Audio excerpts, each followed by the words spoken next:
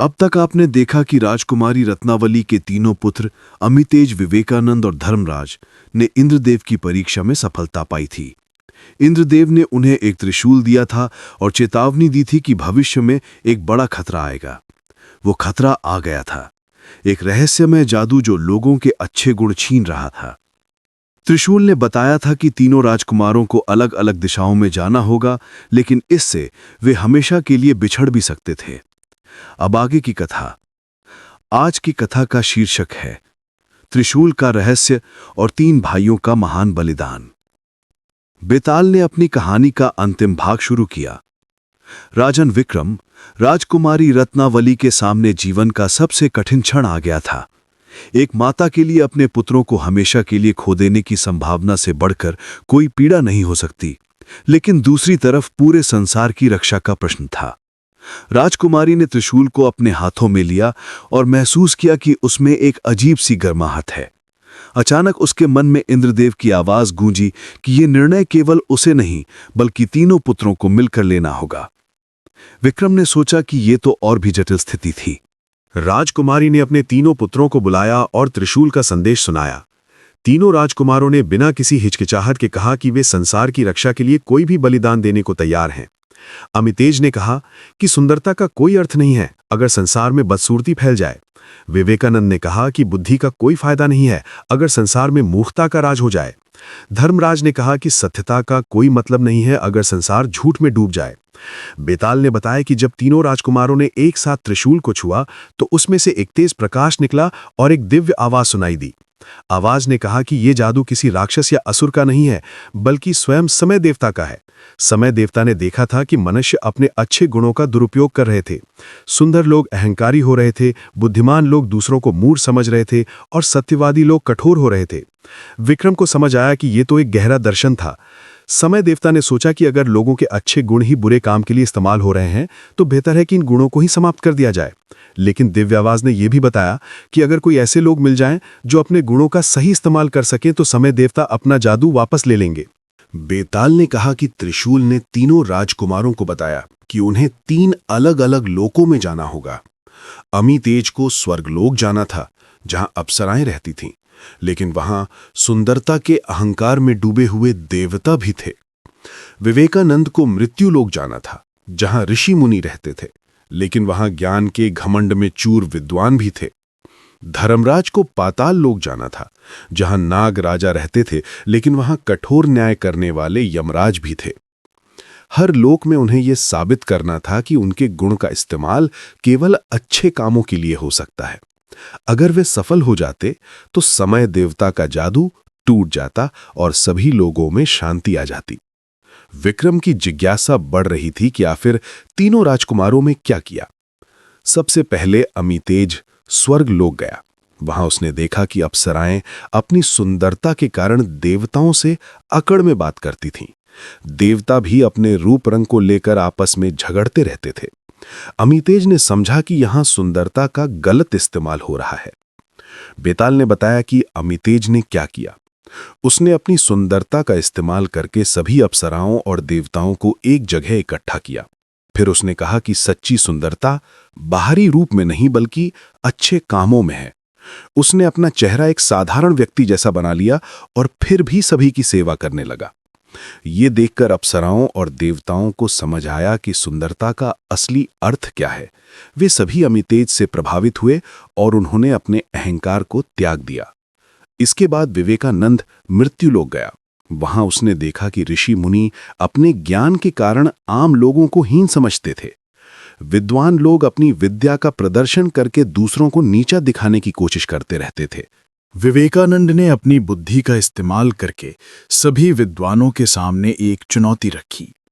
उसने कहा कि वो उन्हें ऐसी पहेली देगा जिसका हल केवल वही व्यक्ति निकाल सकता है जो सच्चा विद्वान है। बेताल ने पहेली सुनाई। विवेकानंद ने कहा कि वो क्या चीज है जो जितनी बांटी जाती है उतनी ही बढ़ती जाती है। विक्रम के मन में भी जिज्ञासा हुई कि इस पहेली का क्या उत्तर हो सकता है। सभी विद्वानों ने तरह तरह के उत्तर दिए, लेकिन विवेकानंद ने कहा कि सही उत्तर है ज्ञान। ज्ञान जितना बांटा जाता है उतना ही बढ़ता जाता है। उसने समझाया कि ज्ञान का उपयोग दिखावे के लिए नहीं, बल्कि दूसरों की सहायता के लिए करना चाहिए। यह सुनकर सभी विद्वानों को अपनी गलती का एहसास हुआ और वे विनम्र हो गए। सबसे कठिन परीक्षा धर्मराज की थी। वो पाताल लोक गया, जहां यमराज का निवास था। वहां उसने देखा कि यमराज इतने कठोर न्याय करते थे कि छोटी छोटी गलतियों के लिए भी कड़ी सजा देते थे। नाग राजा भी अपनी सत्यनिष्ठा के कारण किसी की भी बात पर विश्वास नहीं करते थे। बेताल ने बताया कि धर्मराज ने यमराज से कहा कि न्याय के साथ साथ दया भी होनी चाहिए। उसने एक उदाहरण दिया। एक व्यक्ति ने भूख के कारण रोटी चुराई थी।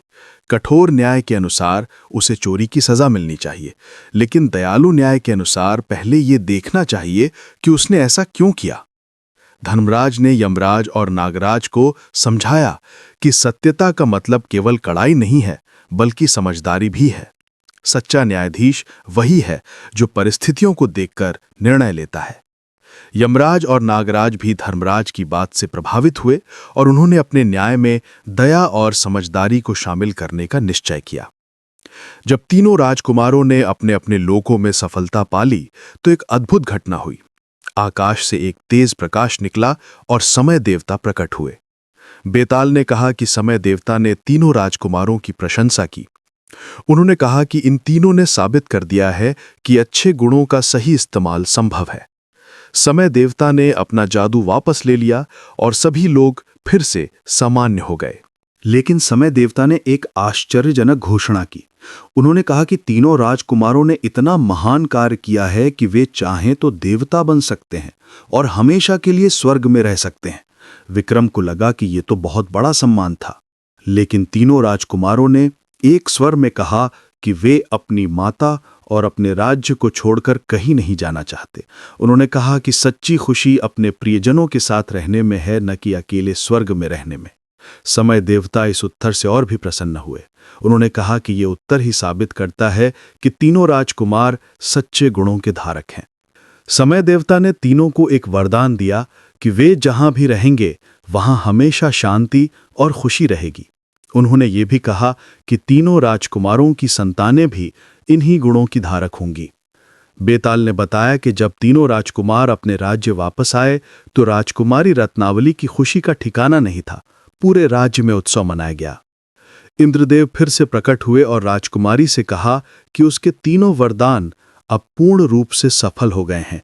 राज्य में न केवल दुर्भिक्ष नहीं आएगा, बल्कि हमेशा समृद्धि रहेगी। प्रजा न केवल खुश रहेगी, बल्कि अपने कर्तव्यों का भी पालन करेगी। और राजकुमारी न केवल न्यायप्रिय रहेगी, बल्कि दयालु भी। इंद्रदेव ने राजकुमारी को बताया कि उसके तीनों वरदानों की असली परीक्षा उसके पुत्रों के द्वारा ही होनी थी। जब उसके पुत्रों ने साबित कर दिया कि वे अपने गुणों का सही इस्तेमाल कर सकते हैं, तभी वरदान पूरी तरह से सफल हुए। इंद्रदेव ने यह भी बताया कि त्रिशूल वास्तव में एक परीक्षा का साधन था। यह देखने के लिए था कि राजकुमारी और उसके पुत्र व्यक्तिगत खुशी को त्याग कर संसार की भलाई के लिए कितना बड़ा बलिदान दे सकते हैं। बेताल ने कहा कि उसके बाद राज्य में अद्भुत शांति और समृद्धि आ गई। तीनों राजकुमारों का विवाह हुआ और उनकी संतानें भी वैसे ही गुणवान हुईं जैसे उनके पिता थे। राजकुमारी रत्नावली ने अपने जीवन के अंतिम वर्षों में एक महान कार्य किया। उसने एक पाठशाला बनवाई जहां बच्चों को सिखाया जाता था कि सुंदरता, बुद्धि और सत्यता ये तीनों गुण एक दूसरे के बिना अधूरे हैं। विक्रम सोच रहा था कि यह कहानी बहुत ही शिक्षाप्रद थी। राजकुमारी ने अपने जीवन का सार ये बताया कि वरदान मांगते समय हमें केवल अच्छे परिणामों के बारे में नहीं सोचना चाहिए, बल्कि ये भी सोचना चाहिए कि कहीं हमारी इच्छाएं दूसरों के लिए समस्या तो नहीं बनेंगी। उसने कहा कि हर शक्ति के साथ जिम्मेदारी भी आती है। बेताल ने अपनी कहानी का अंत करते हुए कहा, राजन, राजकुमारी रत्नावली और उसके तीनों पुत्रों की ये कहानी ये सिखाती है कि अच्छे गुणों का सही इस्तेमाल करना सबसे बड़ी कला है। सुंदरता, बुद्धि और सत्यता ये तीनों तभी कल्याणकारी हैं जब इनका इस्तेमाल अहंकार के लिए नहीं, बल्कि सेवा के लिए किया जाए। और ये भी कि माता पिता के सच्चे प्रेम और त्याग की शक्ति कितनी महान होती है। राजकुमारी रत्नावली ने अपने पुत्रों को इसलिए नहीं रोका कि वे खतरे में जा रहे थे, बल्कि उनका साथ दिया क्योंकि वो सही काम कर रहे थे। विक्रम मन ही मन इस कहानी के संदेश पर विचार कर रहा था। बेताल ने अंत में कहा, राजन, ये कहानी ये भी दिखाती है कि सच्चे वरदान वे नहीं हैं जो हमारी इच्छाओं को पूरा करें, बल्कि वे हैं जो हमें बेहतर इंसान बनाएं। राजकुमारी के तीनों वरदान तभी सफल हुए जब उसने और उसके पुत्रों ने यह साबित किया कि वे इन वरदानों के योग्य हैं। राजा विक्रमादित्य इस गहरी कहानी से बहुत प्रभावित हुआ था। उसने मन में सोचा कि यह कहानी वास्तव में जीवन की एक महान सीख देती है। बेताल ने अपनी आवाज में संतोष भरकर कहा, तो राजन, अब आपको समझ आया कि राजकुमारी रत्नावली की सबसे बड़ी शक्ति क्या थी? वो थी उसकी मां के रूप में समझदारी और एक शासक के रूप में जिम्मेदारी। उसने अपने व्यक्तिगत दल को अपने कर्तव्य पर हावी नहीं होने दिया।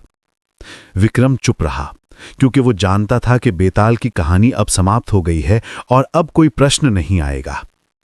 बेताल ने संतुष्ट होकर कहा, चलिए राजन, अब अगली कहानी की बारी है। अगली कथा है ब्राह्मण का श्राप और राजन का धर्म संकट।